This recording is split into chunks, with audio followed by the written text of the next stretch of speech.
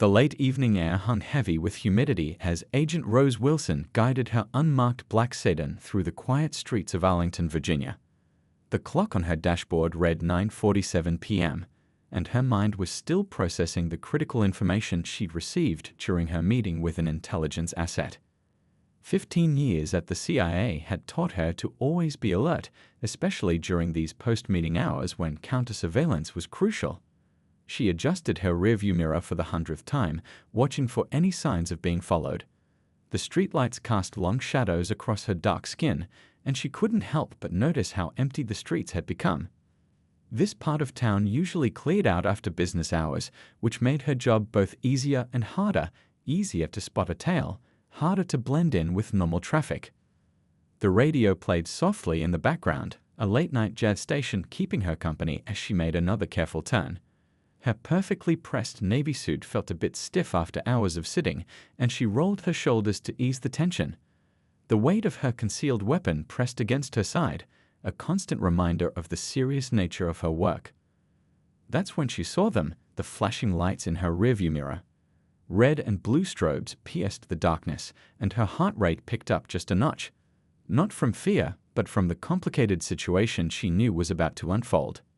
She'd been so focused on watching for foreign operatives that she hadn't noticed her speed creeping up on this residential street. Following procedure, she turned on her right blinker and carefully pulled over to the curb, positioning her car at a slight angle, a habit ingrained from years of training. Her mind raced through various scenarios and protocols, none of which quite fit this situation. Being pulled over while conducting counter-surveillance operations wasn't covered in any CIA manual she could remember. She kept both hands visible on the steering wheel, interior lights on, and engine running. Through her side mirror, she watched the officer approach, young, probably in his late 20s, hand resting naturally near his holster. A routine traffic stop for him, but far from routine for her. "Good evening, ma'am," the officer said, shining his flashlight into her car. "License and registration, please."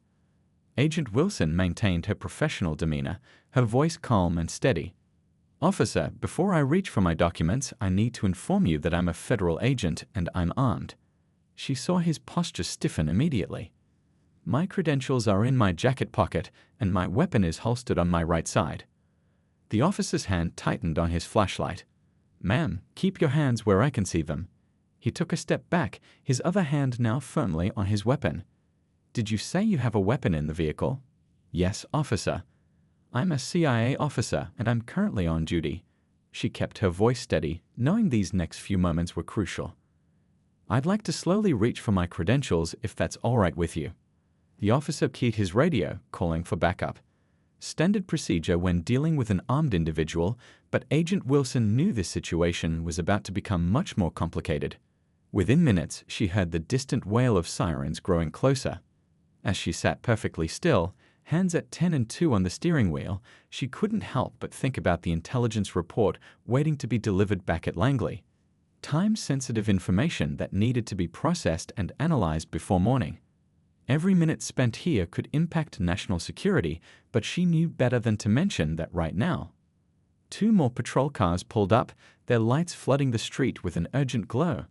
Neighbors' porch lights began clicking on one by one, curious faces appearing in windows. The quiet residential street had become an impromptu stage, and Agent Wilson knew she needed to handle this situation carefully, not just for herself, but for the agency she represented. She watched in her mirrors as the officers conferred with each other, their faces serious in the flashing lights. Her mind wandered briefly to her mother, who'd always worried about her choosing this career path. "Being black in law enforcement is complicated enough," she'd said. "But the CIA? Baby, you're choosing the hard road." Right now, those words felt particularly prophetic. The lead officer approached her car again, this time with 2 others flanking him. "Ma'am, I'm going to need you to slowly exit the vehicle, keeping your hands where we can see them." Agent Wilson took a deep breath. This was about to become even more complicated, but she'd been trained for high-pressure situations.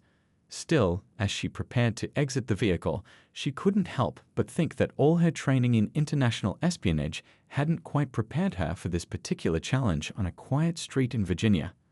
The cool night air hit her face as she carefully opened the door, her movements deliberate and measured. She knew that what happened in the next few minutes would depend entirely on her ability to maintain her composure while navigating this delicate situation.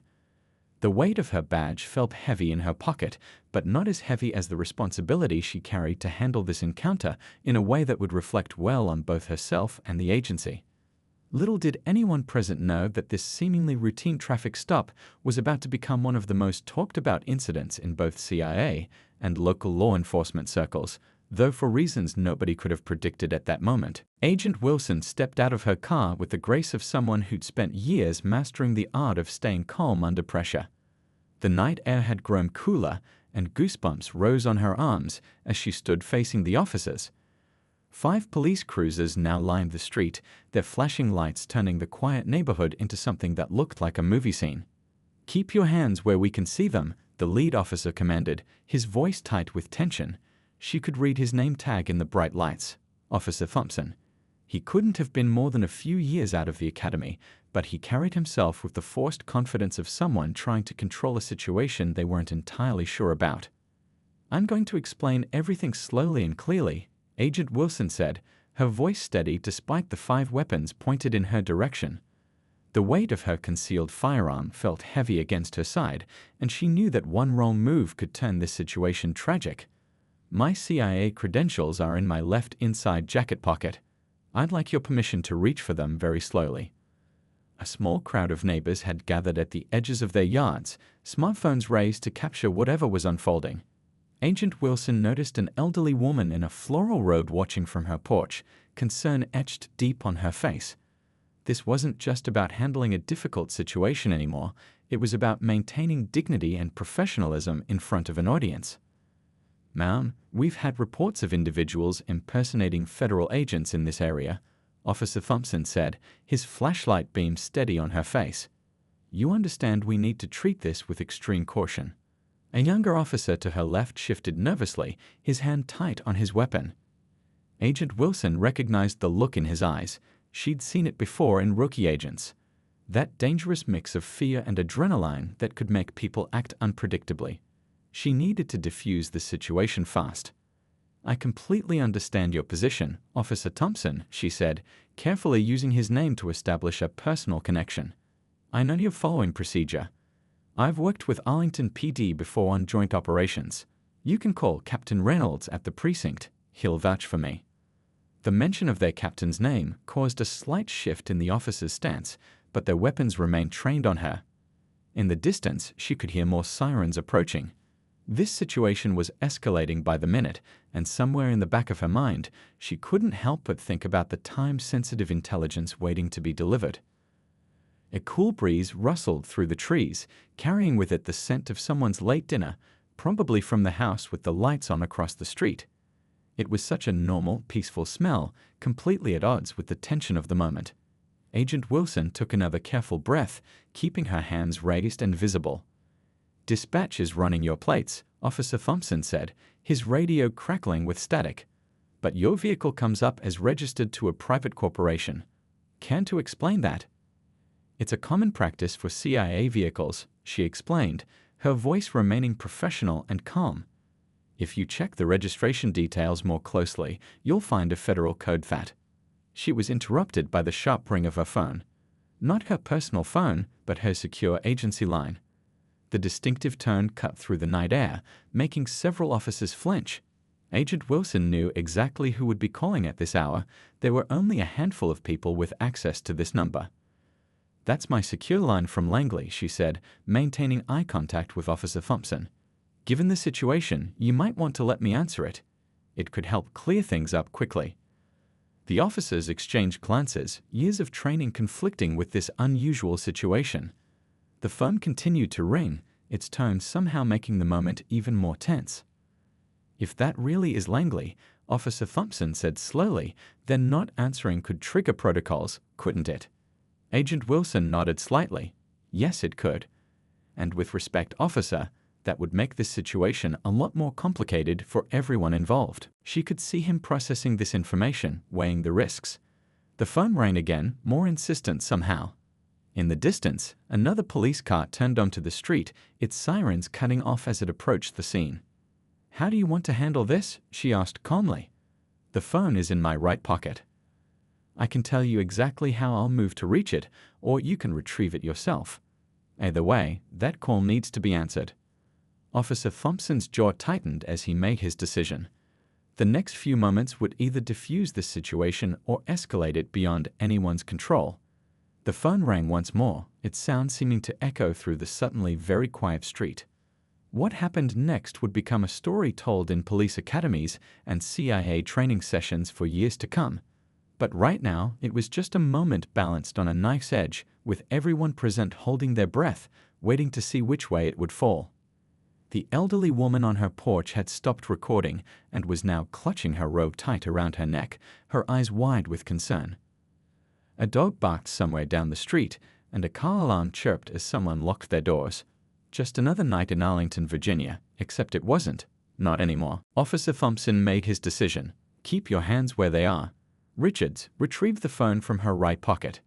The young officer, who had been nervously shifting his weight, approached Agent Wilson cautiously, his movements stiff with tension. As Officer Richards carefully reached for her pocket, Agent Wilson remained perfectly still, her mind racing through agency protocols. The phone's ring seemed to grow louder with each passing second. The officer's hand trembled slightly as he pulled out the secure phone, its screen glowing with an unmarked number that only a handful of people would recognize. "Speakerphone," Officer Thompson commanded, his flashlight beam never wavering from Agent Wilson's face. Officer Richards fumbled with the device for a moment before finding the right button. The sound of the call connecting echoed through the quiet street. "Agent Wilson, you're 17 minutes late for your check-in." The voice that came through the speaker was clear, authoritative, and carried the kind of weight that only comes with decades of service. "We've got signals showing multiple law enforcement vehicles at your location. Do we need to initiate Protocol 7? The officers exchanged glances, their expressions shifting as they realized this call wasn't what they'd expected. This wasn't some elaborate fake. The voice on the other end knew exactly what was happening on this quiet Arlington street. "Ma'am?" Agent Wilson responded, keeping her professional tone despite the absurdity of having this conversation at gunpoint. "I'm currently in a situation with local law enforcement. We're working to verify my credentials." She paused for a moment, then added, "Protocol 7 won't be necessary, but your assistance with verification would be appreciated." There was a brief silence on the other end of the line. The kind of silence that makes people hold their breath without realizing it. Even the neighbors who had been recording everything on their phones seemed to lower their devices, caught up in the moment. "Officer Thompson," the voice said suddenly, causing the lead officer to straighten his posture instinctively. "This is Deputy Director Chen of the Central Intelligence Agency. I'm looking at your service record right now, 12 years on the force, decorated twice for valor. I appreciate your diligence in this situation, but right now you're detaining one of our top operative teams on a matter of national security." The temperature in the air seemed to drop a few degrees. Officer Thompson's flashlight beam wavered slightly. "Ma'am, we have protocols we need to follow when." "Of course you do," the deputy director interrupted, her tone softening slightly. "And Agent Wilson knows that better than most. She spent 3 years training local law enforcement in federal cooperation before joining our counterterrorism unit. But right now, she's carrying time-sensitive intelligence that needs to reach Langley within the hour." One of the other officers lowered his weapon slightly, the reality of the situation finally starting to sink in. The elderly woman on her porch had abandoned all pretense of staying distant and was now standing at the edge of her yard, hanging on every word. "I'm sending verification codes to your dispatch right now," the deputy director continued. "You'll also find them marked with Captain Reynolds' clearance level. I believe Agent Wilson mentioned him earlier. But I need this situation resolved in the next 2 minutes. We have ongoing operations that can't wait." Officer Thompson's radio crackled to life. "Unit 47 dispatch. We're receiving high-level clearance codes. They're checking out, sir. All of them." The tension in the air began to shift, like a rubber band slowly losing its stretch. One by one, the officers lowered their weapons, though they maintained their professional stance. Officer Thompson's face showed a mix of emotions: relief, embarrassment, and a growing realization of what had almost happened. "Agent Wilson," the deputy director's voice came through again. "Once this is cleared up, I need you to head straight to Langley. The intel you gathered tonight might be more significant than we initially thought." "Understood, ma'am," Agent Wilson replied, finally able to lower her arms slightly. The muscles in her shoulders ached from holding them up for so long, but she maintained her composure. Officer Thompson cleared his throat. "Deputy Director, we'll need to complete some paperwork too." "Check your inbox in the morning," the Deputy Director cut in. "You'll find all the necessary documentation there, along with some suggestions for updating your department's procedures for identifying federal agents. Agent Wilson, you're clear to proceed. Safety protocols still apply." As the call ended, a new kind of tension filled the air. The awkward kind that comes when people realize they've made a serious mistake. The neighbors who had been recording everything suddenly found themselves part of a story they hadn't expected, one that would probably be told and retold at block parties for years to come. But this night wasn't over yet. In fact, what happened next would change not just department policy, but the way federal and local law enforcement worked together across the country. And it all started with what Officer Thompson said next, his words carrying a weight he couldn't have anticipated. Officer Thompson holstered his weapon and took a deep breath. "Agent Wilson, I believe we owe you more than just an apology." His voice carried a weight of realization that seemed to settle over the entire scene. The other officers began securing their weapons, their faces a mix of embarrassment and newfound respect. The neighborhood had fallen eerily quiet, with only the soft hum of idling police engines and the distant sound of staccatos breaking the silence. The crowd of onlookers had grown, their phones still raised but now capturing something entirely different from what they'd expected, a moment of genuine human connection about to unfold. "First," Officer Thompson continued, "let me get your phone back to you." He retrieved the secure device from Officer Richards and carefully handed it to Agent Wilson. As she reached for it, their eyes met, and in that brief moment, both recognized something in the other, the weight of responsibility they carried in their respective roles. "Thank you, Officer Thompson," Agent Wilson said, checking her watch. "And while I appreciate the sentiment, I'm now 23 minutes behind schedule with sensitive information that needs to reach Langley." She straightened her jacket, her professional demeanor never wavering despite the evening's events. But then something unexpected happened. The elderly woman who had been watching from her yard stepped forward, her floral robe fluttering in the night breeze.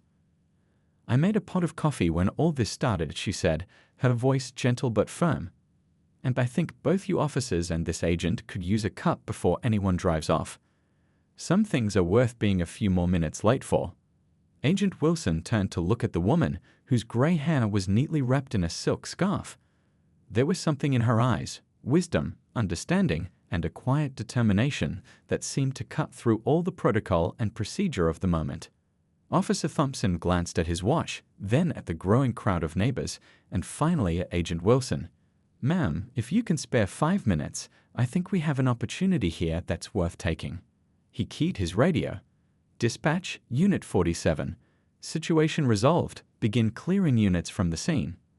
As the other police cars began to pull away, their lights now silent, Agent Wilson found herself walking toward the elderly woman's porch with Officer Thompson. The woman, who introduced herself as Mrs. Robinson, had already set out cups on her small patio table. The rich aroma of fresh coffee drifted through the air, somehow making the surreal situation feel more grounded. "You know," Mrs. Robinson said as she poured the coffee, her hands steady despite her age, "I've lived in this neighborhood for 47 years. Seen all kinds of changes, good and bad. But I never thought I'd see something like this turn around the way it has." Agent Wilson accepted the cup of coffee, its warmth seeping through her fingers. "Sometimes the most important moments come from the most unexpected situations," she said, taking a small sip. The coffee was perfect, strong and sweet, just like the woman who made it. Officer Thompson cradled his cup, steam rising in the cool night air. "Agent Wilson, what happened tonight? It highlighted some serious gaps in our training. We need to do better." He paused, choosing his words carefully. "Would you be willing to help us with that?" The question hung in the air, mixing with the coffee aroma and the gentle chirping of crickets. Agent Wilson studied her cup for a moment, her mind racing through possibilities. The intelligence in her car was time-sensitive, yes, but what was unfolding here could have even longer-lasting implications. Mrs. Robinson settled into her porch chair, a knowing smile playing at the corners of her mouth. "You know," she said, her voice carrying years of wisdom, "sometimes God puts us in situations that seem all wrong, just so we can make something that's all right." As Agent Wilson looked between Officer Thompson's earnest expression and Mrs. Robinson's gentle smile, she reached for her secure phone. "Deputy Director Chen," she said after the call connected, "I need to run something by you. It's about turning tonight's incident into an opportunity." The next few minutes of conversation would lay the groundwork for a program that would change police training across the country. But right now, it was just three people sharing coffee on a porch in Arlington, proving that sometimes the best moments of understanding come after the most challenging situations.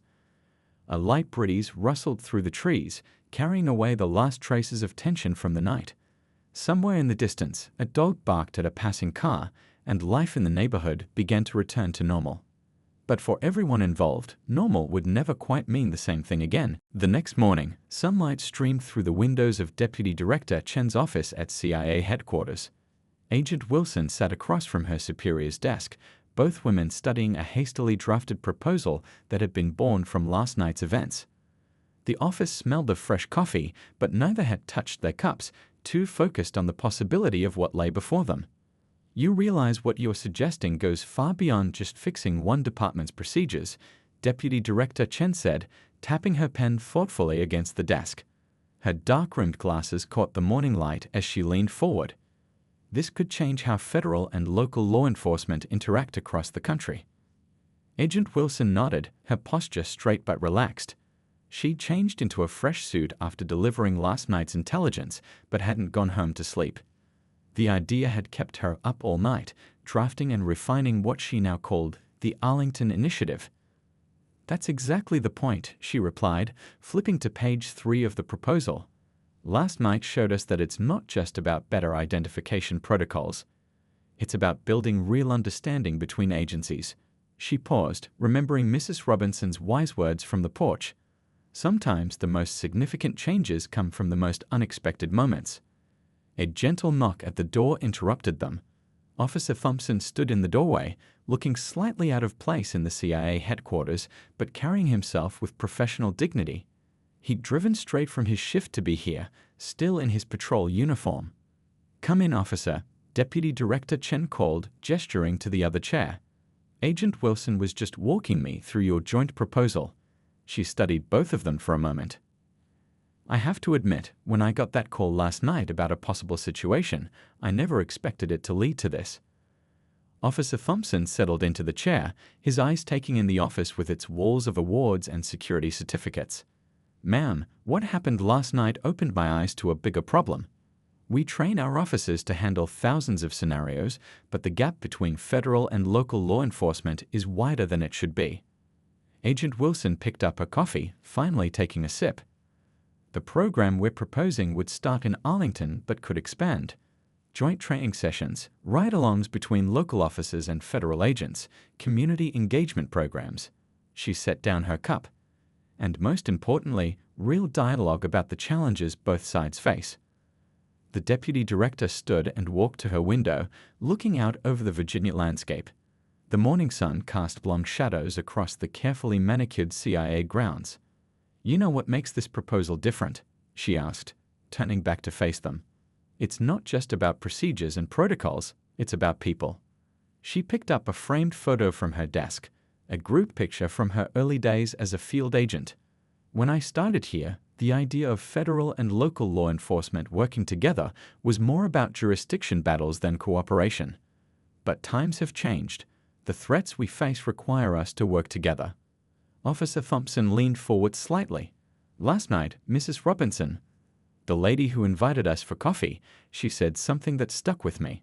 She said she's lived in that neighborhood for 47 years and never seen something challenging turn around quite like that. Maybe it's time we started turning more things around." Agent Wilson smiled, remembering the taste of Mrs. Robinson's coffee and the wisdom in her words. We've already got support from Captain Reynolds at Arlington PD. He called me this morning, actually. Said he's been waiting years for something like this. The deputy director returned to her desk, picking up the proposal again. The timing might be perfect. There's a National Police Chiefs Conference next month in Washington. If we can get this pilot program running in Arlington by then. She let the possibility hang in the air. A buzz from the intercom interrupted them. Deputy Director, the CIA Director is available for your briefing now. Chen stood, straightening her jacket. Well, it seems we have a chance to pitch this higher up sooner than expected. She looked at Agent Wilson and Officer Thompson. Sometimes the best ideas come from the most challenging moments. Let's see if we can turn last night's incident into real change. As they gathered their materials, Officer Thompson's radio crackled with a routine check-in. The sound seemed to bridge the gap between their two worlds, the local and the federal, the street level and the national security level. Both necessary, both vital, and both about to become more connected than ever before. Outside the office window, a tall group of new CIA recruits walked past, their faces full of purpose and possibility. None of them knew that right above them, in a sunlit office, the future of law enforcement cooperation was being reshaped, all because of one tense night, a wise woman's coffee, and two professionals willing to see beyond their badges to the bigger picture. 1 month later, the Arlington Police Department's largest training room buzzed with energy. Officers filled every seat, their uniforms creating a sea of blue, while various federal agents in suits stood along the walls. At the front of the room, Agent Wilson adjusted the microphone, sharing a quick glance with Officer Thompson, who stood nearby reviewing his notes. I never thought I'd be nervous about public speaking, she whispered to him, smoothing down her blazer. I've briefed foreign intelligence committees, but this feels different. Officer Thompson smiled. That's because this is personal. For all of us. He gestured to the crowd, where Mrs. Robinson sat in the front row, looking proud in her Sunday best. She'd become an unofficial advisor to their program, her practical wisdom helping bridge gaps that policy alone couldn't address. The room quieted as Captain Reynolds stepped up to the podium. A month ago, an incident occurred that could have ended very differently, he began, his voice carrying to every corner of the room. Instead, it became the catalyst for what we're launching today, the Arlington Initiative for Integrated Law Enforcement. Agent Wilson took her place at the podium, looking out over the faces before her. Some curious, some skeptical, all attentive. I see both sides of the badge in this room, she started, her voice warm but professional. Federal agents who've worked complex international cases and local officers who know every street corner in their beat. We've all sworn to protect and serve, but too often we've done it in separate worlds. She clicked to the first slide, showing a photo from that night, police lights illuminating a dark street. This picture was taken by one of the neighbors who watched everything unfold. But what you can't see in this photo is what happened next, how a potential confrontation turned into a conversation. Officer Thompson stepped forward, adding his perspective. We've spent the last month developing a program that goes beyond just improving identification procedures. We're creating real partnerships. He gestured to several officers in the front row. 10 of our officers have already completed ride-alongs with federal agents, seeing firsthand how their work intersects with ours. The presentation continued, but it wasn't just about protocols and procedures. They shared real stories, federal agents describing local officers who helped crack cases through their intimate knowledge of community dynamics, patrol officers talking about learning to spot signs of larger criminal operations during routine stops. Mrs. Robinson stood up at one point, her voice carrying surprising strength. I've watched this neighborhood change for nearly 5 decades, she said, looking around the room. And I've never seen anything bring people together quite like this. Sometimes it takes a moment of tension to create a lifetime of understanding. The training session broke into smaller groups, with federal agents and local officers mixing together, sharing experiences and challenges. In one corner, a veteran FBI agent traded stories with a rookie patrol officer.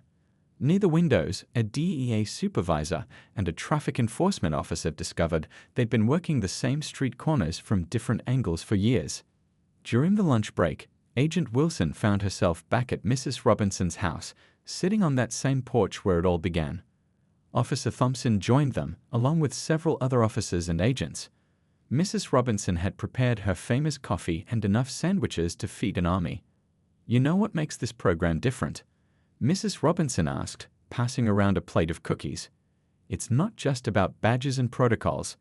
It's about people seeing each other as people first." Deputy Director Chen, who had slipped in quietly to observe the training, nodded in agreement. "The preliminary reports are already impressive. Response times are down, communication is clearer, and most importantly, potentially tense situations are being diffused before they escalate."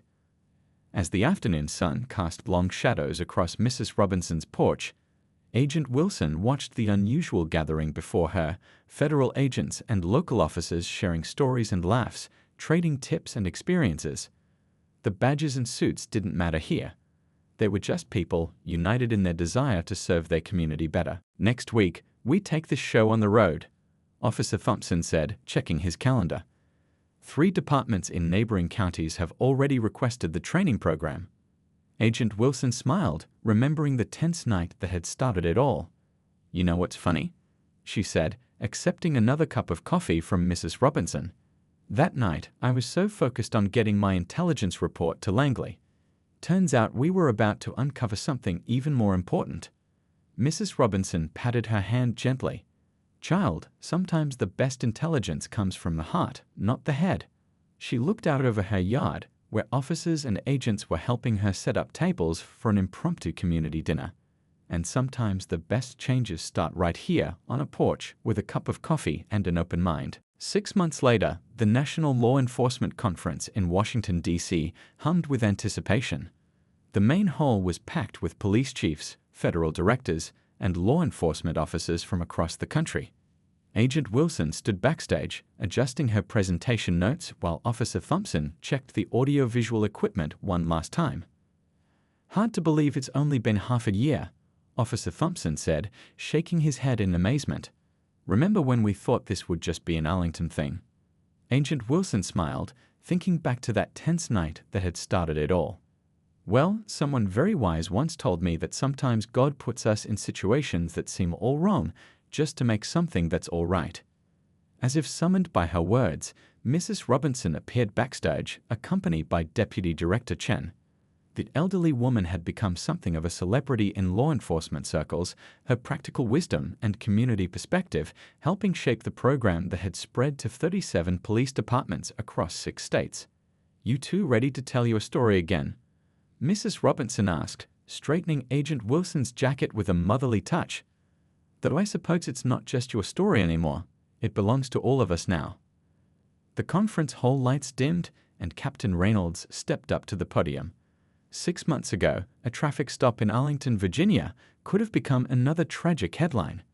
Instead, it became the foundation for one of the most successful law enforcement cooperation programs we've ever seen.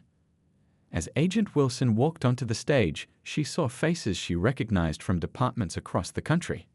There was the police chief from Baltimore who'd implemented the program after seeing its success in Arlington, the FBI director who'd made it mandatory training for all new agents, the community leaders who'd helped adapt the program for their own neighborhoods. "The Arlington Initiative wasn't born in a boardroom or written by policy experts," she began, her voice carrying clearly through the hall. "It started on a porch, over a cup of coffee, when people from different worlds took the time to see each other as human beings first." The presentation screen behind her showed statistics that told a compelling story. Decreased incidents of tension between local and federal law enforcement, improved response times for joint operations, and most importantly, stronger community trust scores across all participating departments. Officer Thompson joined her on stage, sharing practical examples of how the program had changed daily operations. "Last week, one of our rookie officers spotted something unusual during a routine patrol. Instead of trying to handle it alone or calling it in as suspicious activity, she knew exactly which federal agency to contact and how to approach the situation. What could have been a tense 4-hour operation was resolved in 45 minutes. From her seat in the front row, Mrs. Robinson beamed with pride. She'd brought her famous coffee recipe, which had been printed in the conference materials as the Peace Brew, a symbol of how something as simple as sharing a cup of coffee could break down barriers. Deputy Director Chen took the stage next, her presence commanding attention. What began as a potential crisis has become a model for law enforcement cooperation nationwide. But more than that, it's become a reminder that behind every badge, every title, every uniform, there's a person who wants to make their community safer. The presentation included video testimonials from officers and agents who'd been through the program. One particularly moving clip showed a joint training session where local officers and federal agents swapped roles, each gaining new perspective on the other's challenges and responsibilities. But the real success stories, Agent Wilson continued, aren't in the statistics or the training manuals. They're in the moments that never make the headlines, the potential confrontations that never happen because we've learned to see each other as allies instead of obstacles. Mrs. Robinson had been invited to speak as well, and as she took the podium, the entire hall fell silent. "You know," she began, her voice warm and wise, "I've lived long enough to see a lot of changes in this country. Some good, some not so good. But what I've seen these past 6 months gives me more hope than anything in a long time." She paused, looking out over the crowd. Because this program isn't just about law enforcement. It's about remembering that community isn't just a place on a map. It's the connections we build, the understanding we share, and the trust we earn from each other. As the conference drew to a close, Agent Wilson found herself back outside, watching the sunset over the Washington Monument. Officer Thompson joined her, both of them reflecting on how far they'd come from that tense night in Arlington. "You know what the best part is?" he said, watching as conference attendees filed out, many of them already on their phones, eager to implement what they'd learned. "This is just the beginning." Agent Wilson nodded, thinking of all the communities that would benefit from what had started as a simple misunderstanding. "Mrs. Robinson was right," she said softly. "Sometimes the best moments of understanding come after the most challenging situations." Back inside, Mrs. Robinson was sharing her coffee with a group of police chiefs, her laughter carrying through the hall. The Arlington Initiative had become more than just a program. It had become a movement, a reminder that even in the most difficult moments, there was always a chance to build something better. And it all started with a traffic stop, a phone call, and a cup of coffee on a porch in Arlington, Virginia.